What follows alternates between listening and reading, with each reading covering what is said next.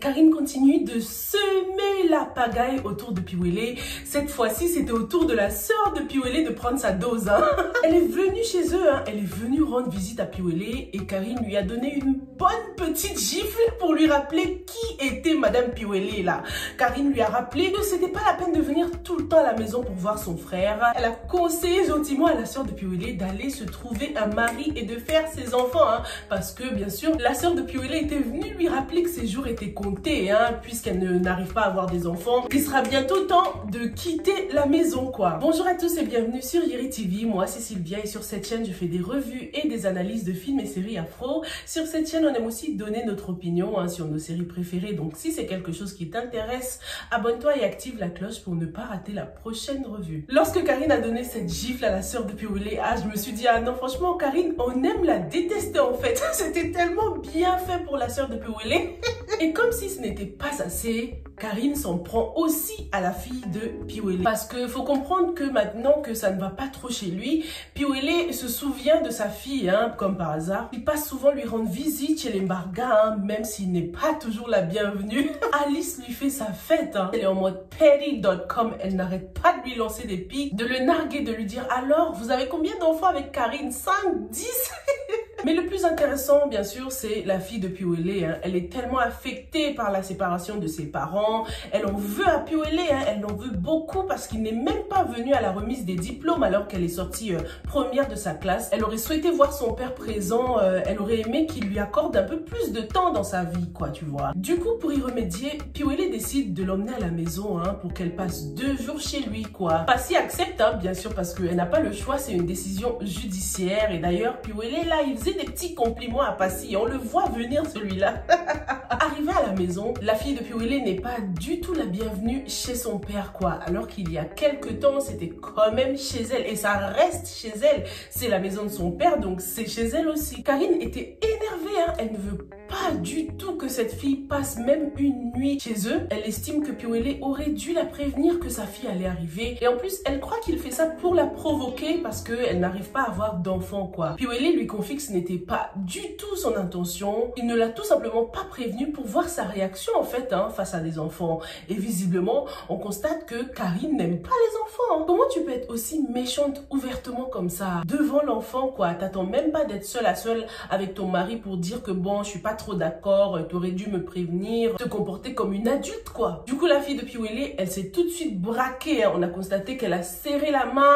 Preuve que entre elle et Karine, ça ne passera jamais. Les deux là, c'est mort. Et en plus, à son âge, on comprend beaucoup de choses. C'est presque une adolescente. Donc, elle doit se dire que Karine est celle qui a causé la rupture de ses parents, quoi. Donc, c'est sûr qu'elle la déteste, les gars. Piwele et Karine, c'est dispute sur dispute. Même concernant un truc aussi anodin. Est-ce que c'était vraiment la peine d'en faire tout un plat, quoi, Karine? En plus, c'est pas comme si elle venait pour 1 mois de vacances. Elle vient pour 2 jours, juste 2 jours. En tout cas, Piwele l'a bien remise à sa place. Il lui a dit, si t'es pas contente, prends tes affaires et va passer les 2 jours chez ton père et puis c'est tout. On verra bien si Karine écoute, parce qu'elle est bien décidée à être the queen of the castle, les gars. Mais franchement, qu'est-ce qu'ils attendent pour présenter Passy à quelqu'un là? Nous, on est prêts et moi, j'attends que ça. Piwele, il va shine his eye comme ça. Il aura tellement le seum, ça se voit qu'il commence déjà à regretter. Et surtout, ça se voit qu'il aime toujours Passy. Parce que dès qu'il la voit, il fait le mec gentil, le mec poli. Il lui dit, ouais, tu me serres même pas la main. Il lui fait des compliments. Ça me fait trop rire de le voir comme ça. Et surtout, ça me bute quand je vois comment Alice le traite. C'est trop une gamine. D'ailleurs, concernant Alice, la meuf qui avait surpris sœur Thérèse en train de parler avec les petits bandits là, est venue voir le pasteur, s'il vous plaît. Elle n'a pas perdu de temps. Elle là, c'est notre go. Quand je l'ai vue débarquer, je me suis dit, mais elle assure. Elle n'a pas perdu une seconde. En tant que chrétienne, elle a dit que ce mensonge la pesait un peu trop. Donc, il fallait qu'elle se libère, quoi. Du coup, elle a fait ce qu'il fallait. Elle est tout de suite venue voir le pasteur et elle a tout balancé. Et bien sûr, la mère d'Arnold était à côté, elle a tout entendu, mais le choc, quoi, de savoir que la petite Thérèse, la petite sainte Nitouche, était capable de commanditer une chose pareille. Du coup, Thérèse s'est pointée chez eux comme ça, et la mère d'Arnold n'a pas hésité à la confronter direct, les gars. Thérèse voulait commencer à nier, non, c'est pas moi, faire ça, jamais. La mère d'Arnold, elle lui a dit, hey, tu veux que les foudres du Seigneur s'abattent sur toi? Ah, franchement, j'ai kiffé parce qu'ils ont pas trop fait durer le suspense. Donc, espérons qu'avec cet acte-là, le pasteur va enfin changer d'avis et accepter Alice dans la vie de Arnold, quoi. Franchement, on a tellement eu des histoires de chantage et tout ça que je me suis dit, ah, ça se trouve, la chrétienne, là, elle va encore faire chanter Thérèse et le truc va encore durer. Mais j'étais surprise de l'avoir débarqué direct pour dire la vérité comme ça. Cet acte redore un peu l'image des chrétiens, l'image de l'église, quoi. Ils ne sont pas tous pareils. Il y a des bons chrétiens et des mauvais, hein, comme partout. Le ventre de Kim a bien poussé, hein. C'était vraiment une indication dans le temps pour nous indiquer que le temps s'est vraiment écoulé. Il s'est passé quelques mois, quoi. Eux, franchement, ils continuent à m'énerver. Austin et Kim, là, ça y est, j'en peux plus d'eux, hein. Pendant ces épisodes, on a vu les deux mamans qui étaient là pour la première fois, enfin. La mère d'Austin et la mère de Kim étaient présentes, hein. Ils ont eu une petite réunion de famille pour essayer de s'expliquer, quoi. Et pendant cette réunion, on nous a montré un Austin qui était là en train de pleurer. Ouais, pourtant je vous ai dit la vérité, je vous ai dit que rien ne s'était jamais passé entre Ekindi et moi, mais personne ne m'a cru. Même ma propre femme ne m'a pas cru. Et mais franchement, ça m'a énervé. Je me suis dit, mais attends, mais on est où là? Austin, je crois que we are missing the point. T'as oublié tout ce que t'as fait à Kim là. Et jusqu'à maintenant, je le vois pas demander pardon à Kim, les gars. Ça m'irrite. Kim, bien sûr, elle laisse faire, hein. Dès qu'il commence à pleurer, elle le prend en nini. Elle essaie de le consoler comme d'habitude. Mais quand est-ce que Austin va demander pardon à sa femme, s'il vous plaît? J'espère que ça va venir, hein. Ne soyons pas trop pressés. Mais franchement, ça me frustre qu'à chaque fois, il joue à la victime comme ça, Austin, en fait. Il se rend pas compte à quel point Kim a souffert. Elle s'est fait manipuler de tous les côtés. Et c'est toi qui es là en train de faire la victime, en train de faire le mec qui pleure. Non mais franchement, dites-moi ce que vous en pensez, hein. C'est peut-être moi. Est-ce que vous êtes ok avec cette réconciliation entre Kim et Austin là? Donc la plupart d'entre vous croient que le bébé de Kim est bien d'Austin. Mais franchement, moi je veux qu'il y ait un choc là. Il faut qu'Austin soit choqué un peu. Là, il s'en sort trop facilement. Pendant ce temps, les partenaires de fuite, hein, sont en cavale. Ils se sont réfugiés dans un espèce d'appartement là et ils ont envie de se barrer, hein. Ils ont envie de prendre un vol pour repartir aux Seychelles. Mais ce qui est chaud, c'est qu'il y a sûrement un mandat d'arrêt contre eux. Du coup, impossible de voyager parce que dès qu'ils vont arriver à l'aéroport, on va les coincer, les gars. Comment est-ce qu'ils vont s'y prendre? J'ai vu dans les extraits de l'épisode suivant que Paul allait sûrement se déguiser en femme et tout ça. J'ai hâte de voir ça. Le truand là qui était venu réclamer son argent à Paul l'a coincé, hein, parce qu'apparemment ils sont dans le même immeuble que lui, quoi. Le mec il habite aussi dans l'immeuble où Ekindi et Paul se sont réfugiés. Du coup impossible de l'échapper, hein. Et d'ailleurs, est-ce que c'est moi ou vous aussi vous trouvez que le jeu d'acteur du truand là il est un peu abusé? Il était là, tu m'échapperas pas. Il me prend pour un imbécile. D'ailleurs, ça me fait penser à Wafo. Il est où Wafo? L'histoire entre lui et Elia ne peut pas se terminer comme ça quand même.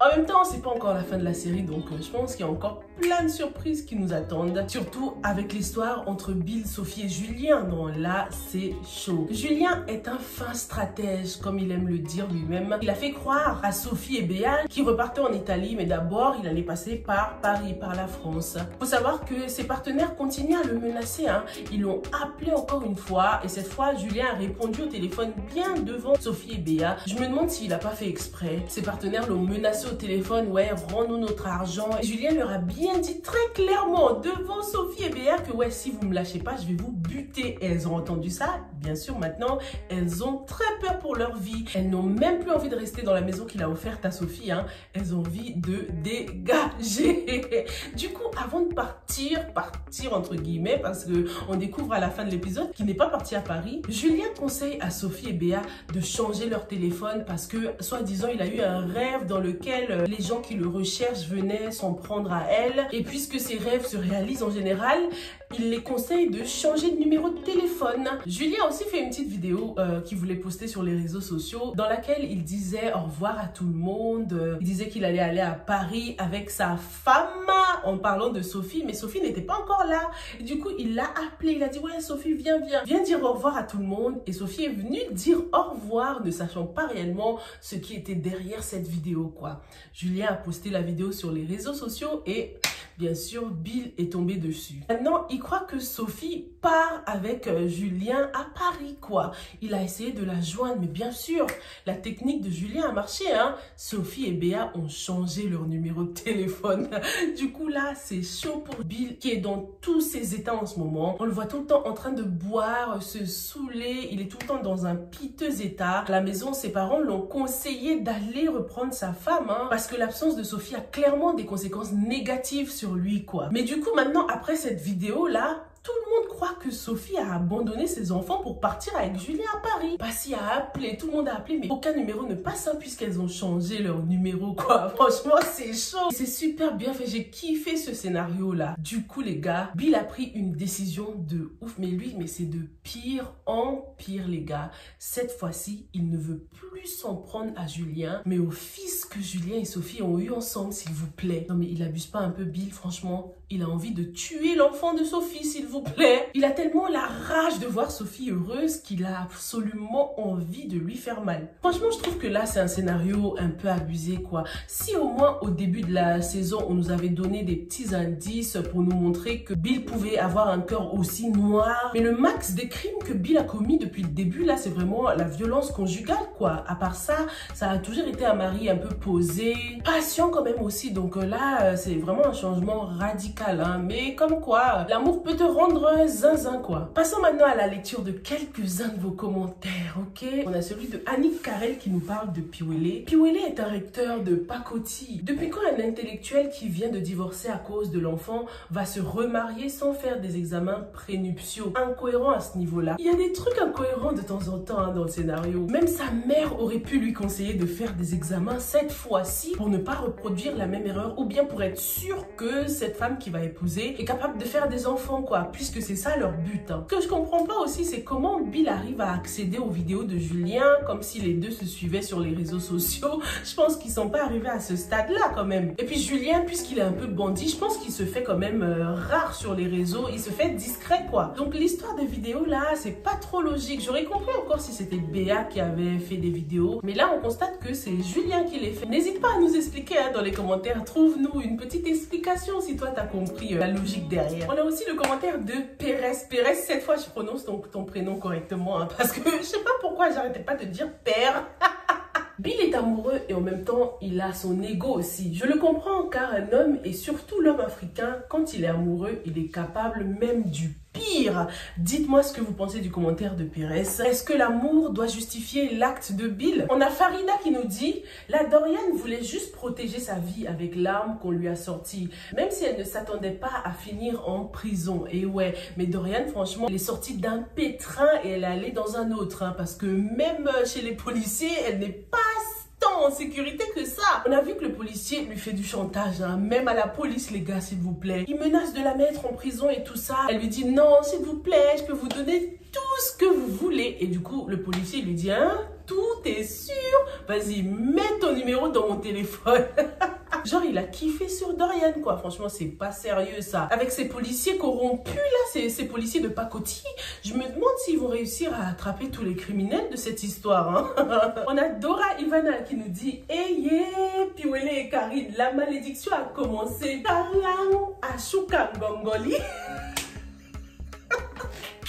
Ah mais la malédiction, elle a commencé depuis avec eux. Mais ce qui est choquant, c'est que Karine, elle a du cœur. Elle a un gros cœur, hein. Elle s'en fout de son père. Au lieu de se dire que ouais, j'ai quand même perdu ma mère, il faut absolument que je sois là pour mon père. Ça fait un an, ça fait seulement 1 an et quelques que sa mère est décédée. Donc son père et elle devraient tellement être proches, mais nothing at all. Elle s'en fiche et elle veut vivre sa propre vie, hein, visiblement. En tout cas, Karine, je la kiffe, hein. Je kiffe la détester en fait, ce qui prouve que l'actrice joue vraiment bien le rôle, quoi. Dis-moi ce que tu as pensé de ces 2 épisodes dans le commentaire. Est-ce que tu trouves que Bill fout la honte à la famille Mbarga? Comment on a affaire à un retournement de situation quand même? Dans la première saison, c'est Monsieur Mbarga qui se met la pagaille, qui jouait au chaud lapin et tout ça. Dans cette saison, il est grave calme, hein, vous trouvez pas? Il fait beaucoup plus responsable en tout cas que tout le monde. Bizarrement, alors que c'était le plus puéril quand même, hein. Merci beaucoup en tout cas pour tous vos jolis commentaires comme d'habitude. Est-ce que vous pensez que Ekindi et Paul vont s'en sortir vu comment la police n'est pas très compétente là dans cette série? Dites-moi tout dans les commentaires et on se retrouve dès demain pour la prochaine, ok? Stay safe and stay blessed. Bye!